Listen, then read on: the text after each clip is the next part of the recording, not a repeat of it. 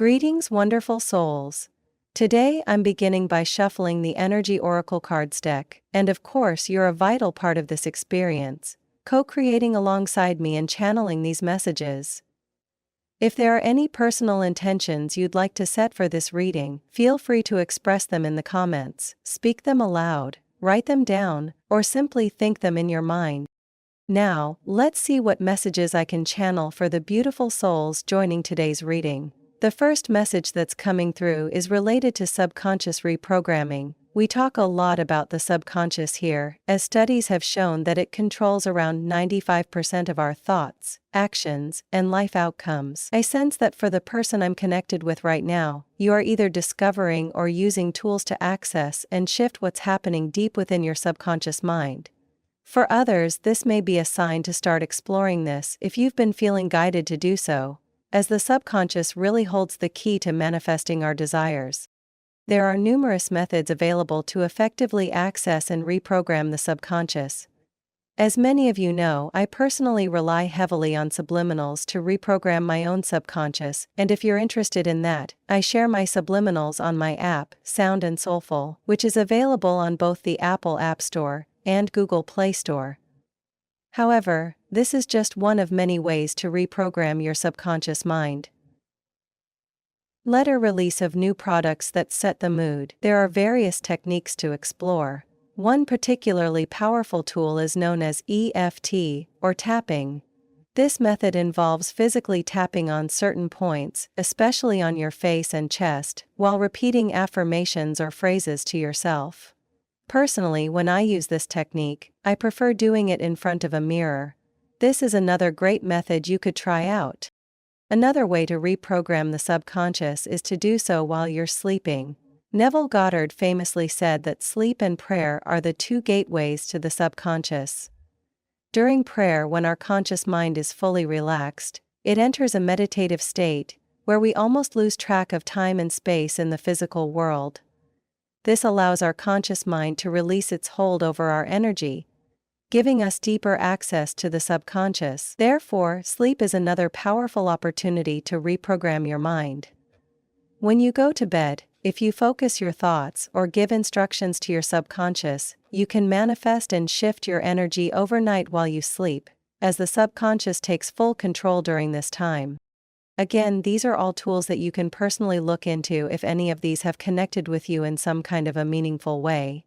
I didn't really expect to get into this in this particular video, but I'm just feeling as though subconscious reprogramming is something that someone is either looked into, felt guided to, or is seeing some powerful results from. And for some reason I heard, it's not love, it's trauma. So, this won't be for everyone. This is for a very small group of people. But I might be speaking to a group of people here who suffered some kind of heartbreak or pain from a romantic situation in the past.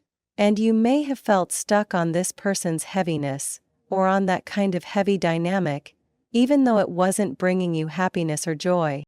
I'm getting that if this is the case for you, the reason we've been talking about the subconscious is because there might actually be subconscious traumas or blockages that are keeping you connected energetically to that particular person, even though mentally and consciously you've really moved forward. So if you've been feeling almost like a sense of being stuck on someone, or maybe it's not a person, maybe it's some kind of fear or pattern, or something that seems to just keep coming up, and my guides are saying to pay attention to the things that come up for you completely out of the blue, when you are otherwise feeling really happy, really positive, and then it's like all of the sudden some person from your past or a situation or a feeling or a fear comes into your mind. That can actually be an indication that that thing is connected with a blockage or a trauma subconsciously. And that's why it seems to just kind of come out of the blue, if that makes sense. I'm also getting a message around defining a vision and visualizing it into being. So there's this really potent energy in the air right now, where you might be feeling called to define some kind of goal, dream, or vision for yourself. And know that your visualization, applying your third eye, so to speak, to visualize into the not even imagined future, but actually the timeline potential that you are intuitively sensing and energetically aligning with through your visualization. Doing this will actually bring really powerful results at this time. So, This might be a direction you've been guided to go in.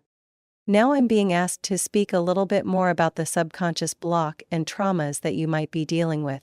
So, with the solar plexus chakra in the reverse position, this is going to be very specific, but there might be someone I'm speaking to here who has suffered some kind of trauma, or inner child wounding, or a dynamic in the past in their life that's affected their solar plexus energy.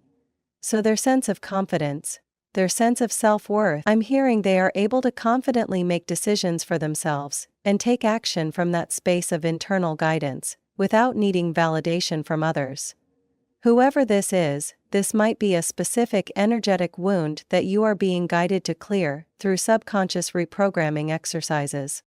But I'm also getting that the circumstances or events of your life recently have intentionally brought this pattern to the forefront for the purpose of healing it. So maybe you've noticed recently that you've had to make a choice, to make a decision, following your own internal guidance without really getting that validation that you're seeking from another person or from the people around you. And that might be a sort of training exercise from your guides, helping you to heal your solar plexus chakra energy and to build a sense of foundational confidence within yourself. I'm also seeing something about a book, so pay attention if you've felt guided to a particular book or reading material, especially if there's a certain book people keep recommending to you, or maybe it keeps popping up on your social media accounts or timeline, because there might be some kind of book that could actually be really beneficial to you. I'm also hearing, for some reason, don't judge a book by its cover. Maybe this is metaphoric, and there's someone or something in your life that you're feeling drawn to, like that book you're feeling drawn to, but you are hesitant because there's a part of you wondering if you're really going to get value out of reading that book, whether it's a literal physical book or maybe a person that you're judging by their cover, but feeling drawn to them. I don't mean judgment in a negative way, I just mean, it's almost as though you're feeling drawn to someone, but then wondering if this is going to be a waste of my time. Is there really value here? So pay attention to where you're feeling guided, even if the cover or the surface doesn't look like it holds value. Because there might be a hidden value that you're not fully seeing yet. Trust where you're being led, trust where you're being pulled to in that very subtle, but kind of gut-level way, where you just feel this desire to talk with someone or to say something to someone, to get to know someone better, or to perhaps research a specific thing, or read a certain book. Whatever this is for you personally. I'm also getting, with community reversed, that this solar plexus chakra wound for whoever I'm speaking to here has affected the way that you've shown up in the world, and specifically, this may have caused you to feel very isolated from other people. There was some kind of fear in the past around really being confident in yourself, putting your true self out there, and this may have put you in a state of isolation where it felt challenging to attract those who were really aligned with you. I'm also getting, and this is going to be so specific but for someone specific here, the soul group or the community that you were planted in when you incarnated and as you were growing up wasn't necessarily your aligned soul family or soul tribe. So what I mean by that is you may have dealt with many karmic people, connections, soul contracts that carried a lot of heaviness, density and intensity, and made you question whether you would ever find your people. You may have even thought that there was something inherently wrong with you, that you were just difficult to talk to or connect with, or that other people always drained you. But what I'm hearing here is it's not that you are difficult to connect with, or that other people are always draining to you. It's that you are able to transparently see right through others, even when you're trying to shut off those abilities, for the sake of getting along or connecting. And this can be extremely tiring if you are connecting with inauthentic people, or if you are connecting with someone that you can sense is feeling very differently towards you, or presenting very differently energetically and emotionally than they are physically or in the 3D.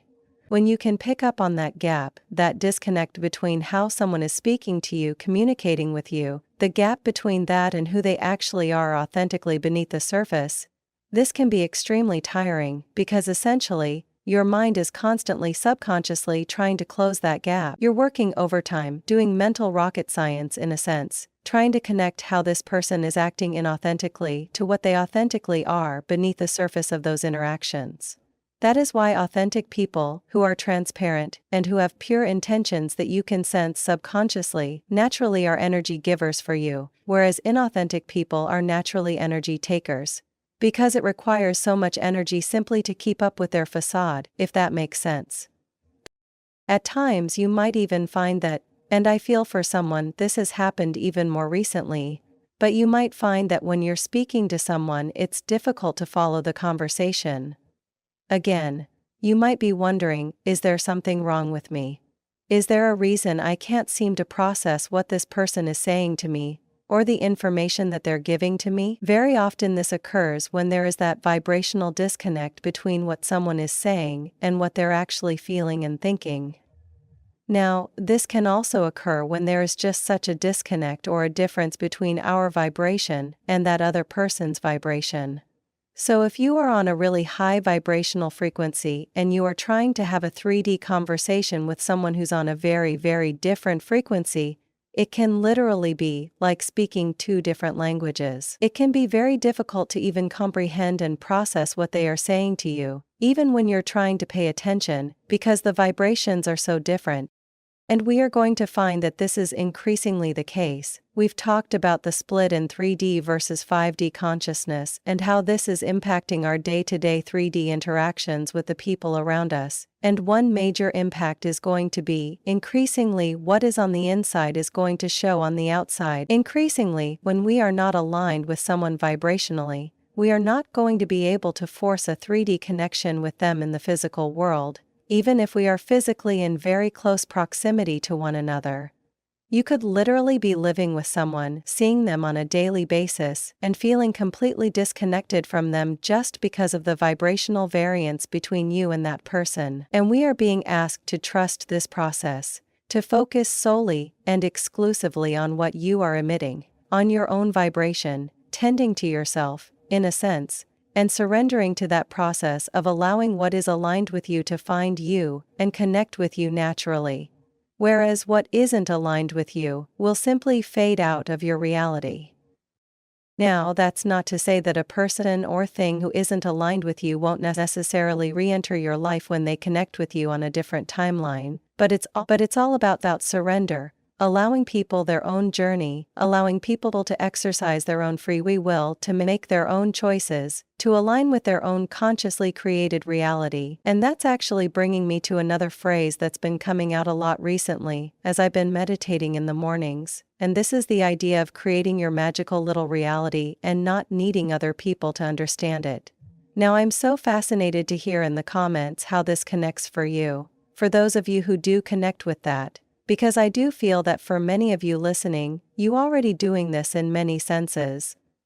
But you are operating in certain ways in your life, or maybe you just have a certain level of happiness or creativity, or there's certain things that you've manifested or that you are manifesting that other people are astonished by, or confused by, or just don't understand. And a major message coming through is, again, it's this kind of, in a very cliché way, it's the idea of staying in your own lane when it comes to energy and manifestation, really allowing yourself to create your own magical little reality, so to speak, even if it breaks all of someone else's rules. To understand, you're not bound by the limitations or rules someone has placed on themselves, or that society has artificially tried to place on many people. In fact, the word rule breaker is coming out. I feel like you are defying so many of those artificially placed restrictions, which are really just limiting beliefs you are living life by. You are living life on your own terms, you are defining your own standards and your own reality in life.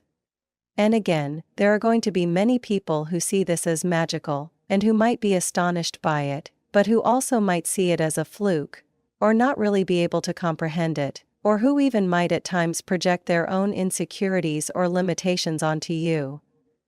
And that is why we are being so called to really stay focused on our own lane when it comes to manifesting in our lives.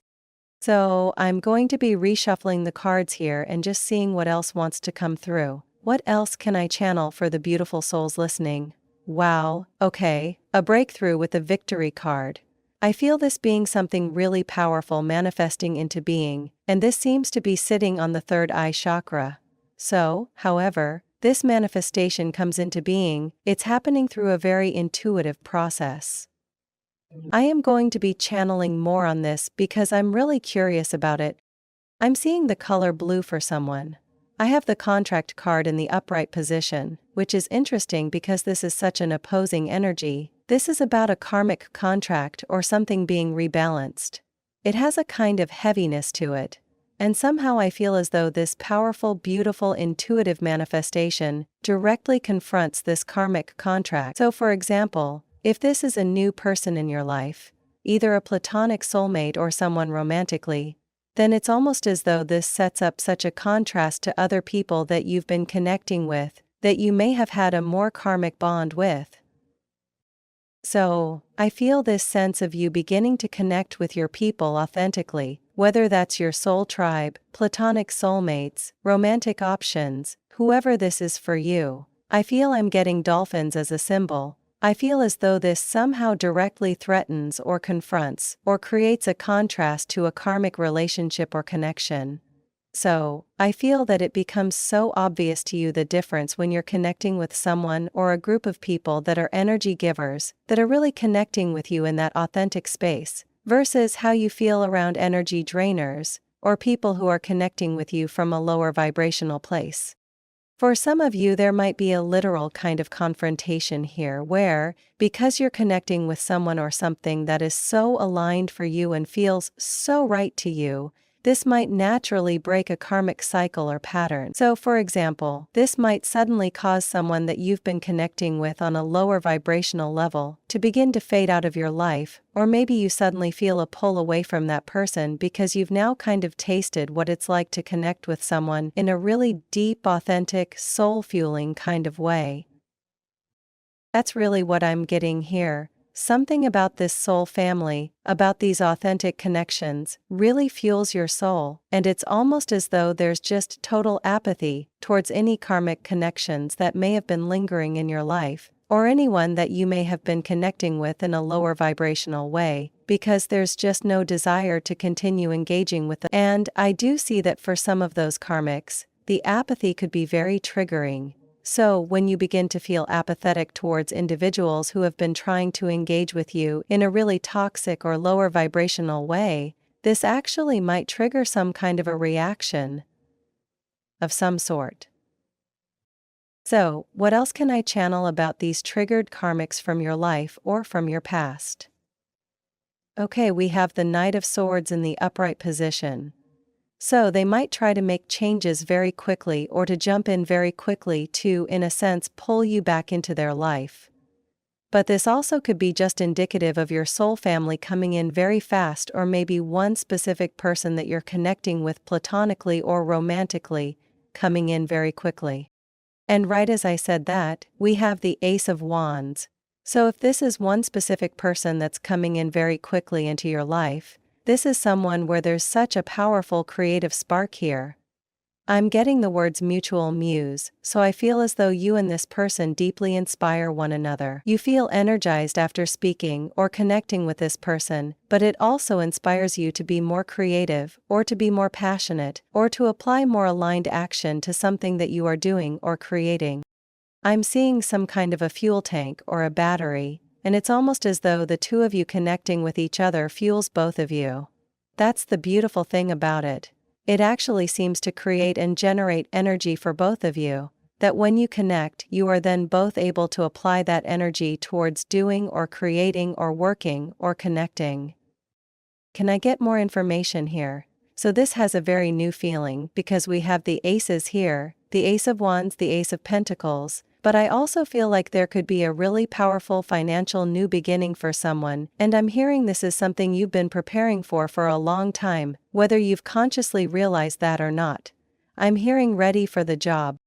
So, for someone, maybe you are manifesting a dream job or a very specific career or a promotion. For others of you, this could be something to do with your life purpose or your business. But what I'm getting here is there's been this process of preparation that's been happening energetically, emotionally, and spiritually to prepare you for the position that you are now being elevated into, in a material, financial, or work sense here.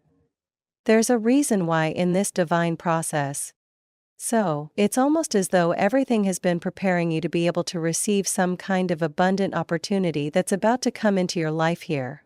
Okay, so I also see some potential good news coming in. What is this good news? Coming in here interesting. We have the Three of Swords, the Five of Wands, so some kind of past heartbreak, a conflict or an argument, ultimately bringing balance with the Two of Pentacles. Deb. So, this actually could be someone hearing good news about you coming into balance in your life, either internally, things beginning to balance out in a powerful way, or externally, maybe you are literally coming into some kind of connection or union with another person that is very balanced. And I see that this seems to, within you, bring some kind of past heartbreak to the surface for a final healing. It's almost like this balance heals you. Whether it's a person that you're balancing with and coming into a union with, or whether it's you coming into balance within yourself. Your state of balance makes you strong enough to finally heal some very deep point of pain, a stuck blockage or a heartbreak from your past, that I almost see has just been sitting there in this dusty, cobwebbed corner of your heart for a long time. But I see that this might generate some kind of reaction from someone or some kind of conflict. So it could be that the person or situation you're healing from might feel a little bit triggered that you are healing this wound. We also have the Three of Pentacles. This suggests the potential for collaboration, whether it's with one individual or a group. You might be considering joining forces and working together in a team-oriented environment. Can I get more insight into this collaboration? Once again, we see the Hanged Man. It's almost as though there are numerous exciting opportunities, connections, and possibilities unfolding in your life, but you're feeling detached or indifferent to negative people or things from your past that may have tried to hold on to your energy. I'm hearing the term sweet apathy, as though it's a comforting relief to finally feel emotionally liberated from someone, something, or a situation that once lingered in your life. This could pertain to several things, but it's occurring because you've been energetically and spiritually preparing for this moment. You've been balancing your inner self, and now, with all the excitement surrounding breakthroughs and manifestations, you're able to detach from anything that no longer serves your higher good. I'll conclude this reading with one last card from the Rumi Oracle deck, which is the Sacred Phoenix Heart. Let me share a message from the guidebook. You are being urged to embrace the closed doors, the endings, the pain, and to allow it to soften into the fire within you. That sacred phoenix, which is ready to transform and be reborn, is hungry for that fire. Let it feast so that it may reach its full potential, fulfilling its divine purpose, and being reborn into a form that is more aligned with the divine and more alive than ever before. You may have felt as though you've been wandering through a desert for years without finding any relief. You may have endured darkness, trials, confusion, and uncertainty as you searched for your truth, divine guidance, and your purpose. But now, the answers are near, or will soon become clear. The life, passion, and purpose you seek will come to you with newfound clarity. This seems like a beautiful note to end the reading on. Thank you so much for tuning in today. I am sending you all an abundance of love and light. May the rest of your day and week be wonderful, and I look forward to connecting with you again in the next reading.